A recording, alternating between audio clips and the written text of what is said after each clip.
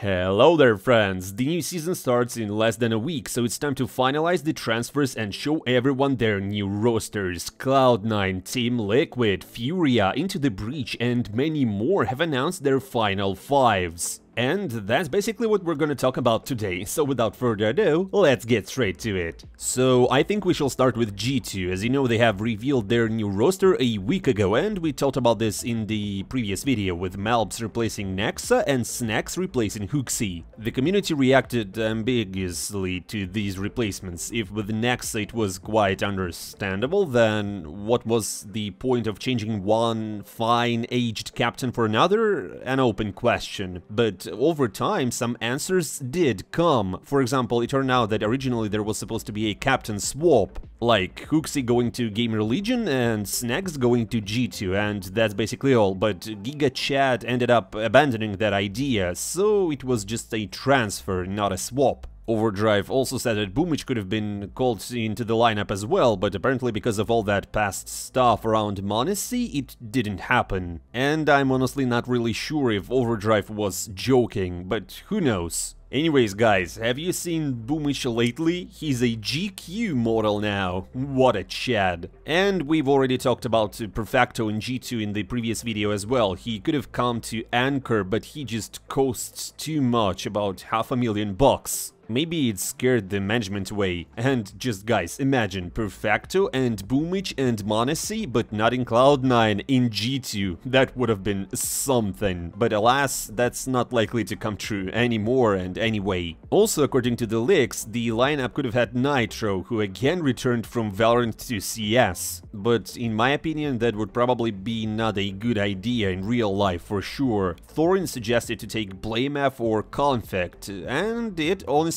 looks cool, but Biceps Jr. doesn't want to be captain anymore, and Nico isn't simply ready yet. So in theory it's all cool, but in reality nobody wants to be the in-game leader. Well, and as for the current squad, they got together, they're doing some media stuff, preparing for the next season, they're posting pictures, and as well, they're playing on Faceit. For example, they managed to punish JKS's stack 13-1. The new G2s are not sparing any 2K prisoners on Faceit at all. Just in a couple of days they play their first match in the new squad against the Mongols at Esports World Cup in Riyadh. So I guess we will watch it with interest. And now let's talk about former G2 players. For example, Nexa. Kassad said that initially they considered JKS and Vladan for the squad, but when his Serbian friend appeared on the market, they took him right away without any further discussions. Kassad also added that G2 hasn't had the best atmosphere inside the squad lately, and Nexa wasn't happy there, and basically that's why he was putting up poor numbers. If things will be different now in Bleed, I guess only the time will tell. You can drop your suggestions in the comments below. And speaking about the atmosphere and inner kitchen of G2, their former coach Swanee gave a great and huge interview to HLTV where he told why they changed to JKS for Nexa. Still, it could be probably the main question of the whole pro scene of the last years. Turns out it's all about mentality. JKS is a super silent but very tilting dude. If something goes wrong, he just shuts down, talks even less, and just sits with his head down and does nothing. And that affects Hunter, first and foremost. He needs someone to sit next to him to cheer him up, tell him it's okay, like, let's keep going and all that. And so basically Nexa in G2 was the guy to do the pep talks, and in Swanee's opinion, this substitution was as correct as possible and successful as well. But if recently Nexa himself started to tilt in G2, then something is completely wrong within the team. And finally a word about Hooksy. What's next for him? Will he be able to find a new team in the next month? For example, according to Richard Lewis, it is the end of GigaChat's career at tier 1 level, at least as a player. It was a great shot with G2, which even brought a few trophies, but it's unlikely that in the near future anyone else will risk with such a transfer. And Hooksy himself says that for this season it's unlikely for him to find a new team. He was kicked out too late and will have to be inactive for a while longer.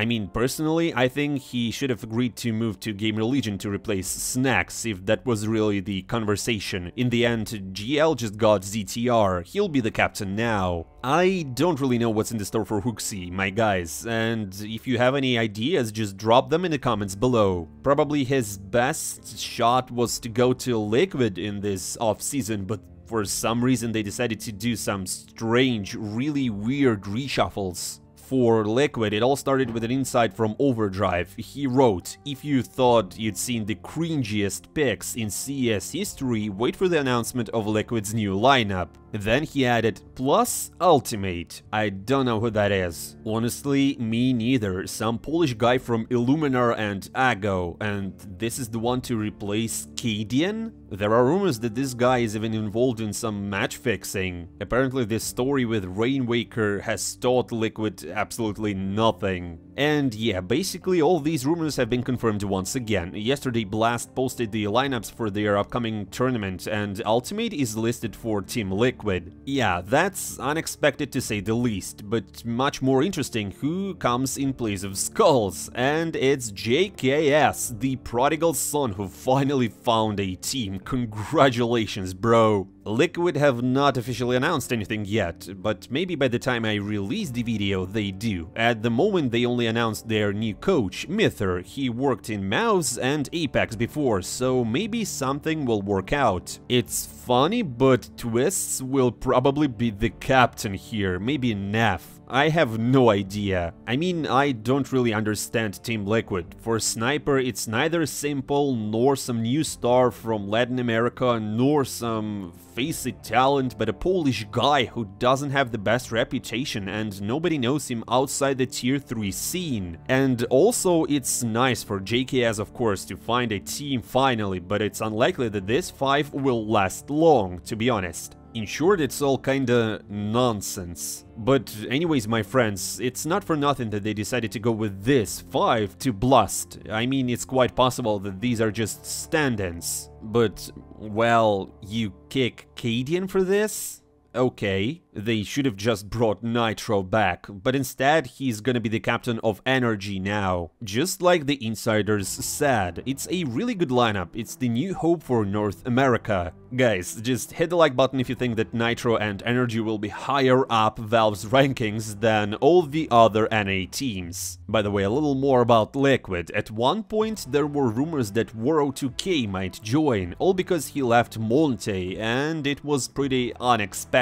It was his team. Where did he go? And nobody knows. But according to the hints, the contract has already been signed. Also, Monte has done a lot of reshuffling. Haji was a stand-in, so he left. Waro left, so that only leaves 3 players. That's Stiko, Demki, and Krasnal. And can you guess what? The remaining 2 slots were taken by 2 more Poles. It's Hades and Diha. They recently played for Ants, and now they will play for Monte. Also Navroth as the assistant coach. Hades will be the captain. Well, analysts are not really happy with Monte's new squad, to be honest. I personally don't think that the lineup is a failure, but for some reason everyone is talking about it and saying that they're just garbage. For example, Maui Snake made a tier list of the best new lineups and ranked Monte as a D. HLTV editors and journalists did the same thing, they agree with him. In their opinion, it's a disaster for the org. And a lot of other people from the community also think so. But of course, the main headliner of the last days were again Cloud9. Everybody already announced their new lineups, and they were the last to do it. Everybody knows for a long time who will be the 3rd and the 4th player, so it wasn't clear about the 5th player only. But now it's finally official. Heavy God number 1, IC number 2, and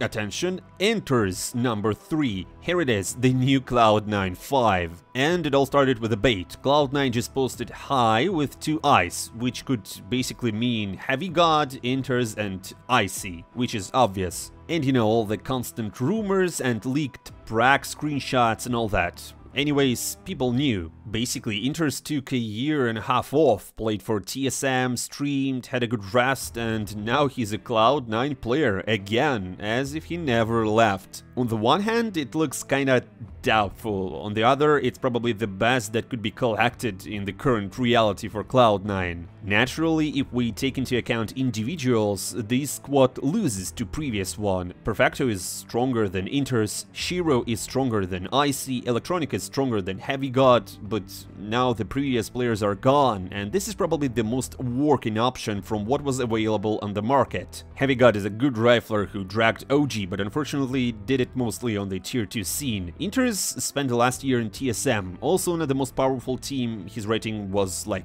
1.04, which is not bad for a support player, but again it was just on tier 2 or tier 3. Icy is a talent from Kazakhstan. He showed a great promise in MKAL, but we can't really say that he's a new superstar, at least at the moment. His stats are not bad, but not great as well. His rating is just 1.13, and that's against top 30 teams, and he never played against top 20 teams, as well as Heavy God, by the way. So basically we have a real hodgepodge of experienced players and talented guys who are just showing promise, so nothing is clear. Probably here a lot will depend on Exile. He's the main star of the team now. Most likely he will get all his past star roles back. He will be able to show himself as he did in Gambit, and if he can do it, they have a chance basically. But if he's not keeping it up, it will be hard to count on the rookies. Heavy God is a strong shooter, but he has very little experience on tier 1, as does Icy, and Inters has never been a star. It's stupid to expect him to score like 20 plus in every game, but he will close all problem areas, go endlessly rotate Mirage if needed, and do whatever he's told. I mean, that's why the community loved him, a real hard-working guy who never fails. And Boomich has a lot of work to do though. How he will put this puzzle together and take it to the major? I have no idea. Due to Cloud9 missing a bunch of tournaments, they will now only have Blast before the RMR. They're not going to Esports World Cup in Riyadh, they're not going to Cologne, so where can they gain Valve points?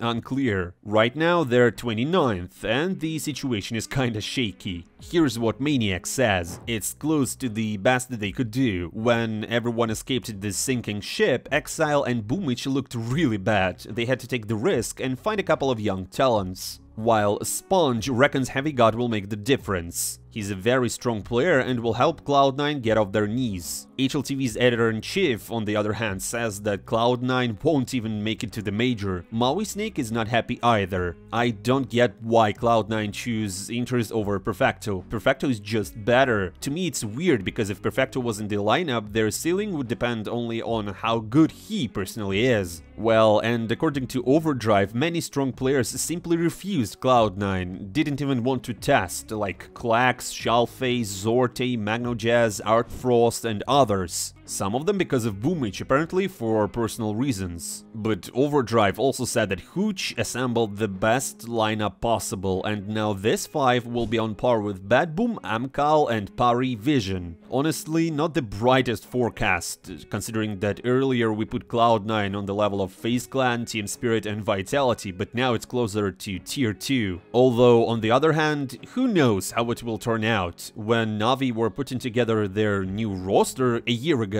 no one would have thought that they would win a major. And that's why we love CS. Anything can happen here. And by the way, Cloud9 have Perfecto and suddenly Jax as stand-ins for Blast. I have no idea how he got there. And speaking of Heavy God and his former team OG, they signed Thomas. He once made some noise with Into the Breach at the major, but for now it's just for Blast. We're not sure if he's gonna continue playing with OG. And while Cloud9 were super slow to assemble the new squad, other teams weren't that slow. For example, Hobbit moved to 1 win. Well, at least that's what many insiders say. He will be with Neelan and Buster to create the new Kazakh Dream Team. And Abai himself hinted that he found a new team finally. So, I guess, here we go. There are also changes in Furia. They finally presented Skulls and also re-signed K Serrato and Yuri for another 3 years. Another Brazilian Dream Team in action. But the most intriguing part is that they signed Innershine as an assistant coach. I mean, how he got to Furia is a mystery, but now he will help Fallen want to win something at tier 1 level. There are also changes in BIG, with Regan coming in instead of Process. He used to play in the Guild Eagles, if anyone forgot. Meanwhile, his former teammates at Into the Breach found a 5th player, and it's Boros. Basically, the lineup sounds awesome. The core of the Eagles experienced Chaos, Not Bad Boros, and